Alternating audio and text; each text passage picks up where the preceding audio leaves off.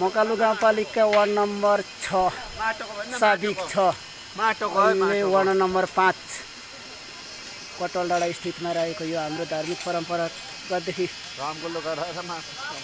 एउटा यम्फू किराँत जातिहरूको यो चाहिँ पूजा गर्ने ठाउँ, यसलाई युमा चावा भनिन्छ है त। यो चाहिँ कटलडाँडामा रहेको छ हैन।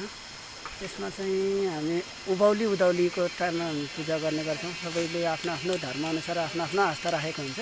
त्यसै गरी यम्फू किराँतहरूको पनि आफ्नै धर्म, आफ्नै परम्परा, आफ्नै रीतिरिवाज छ। आज हामी साउन 2 गते राके बाधाको दिन हामीले यसरी समयको सदुपयोग गरिरहेका छौँ। सबै गाउँको साथीभाइहरू मिलेर हामीले सरसफाइ कार्यक्रम गरिरहेका छौँ। अहिले हामी ठाडो बाटो सकेर अहिले चाहिँ हामी यो सिमलधारा छेउसँगै रहेको चावा, युमा चावा है त, यो हामीले सरसफाइ गरिरहेका छौँ। अब यसपछि हामीले फुल रोप्ने कार्यक्रम गर्छौँ। यहाँनिर जापानिज फुल रोप्नका लागि ठाउँ खोजिरहेका छौँ।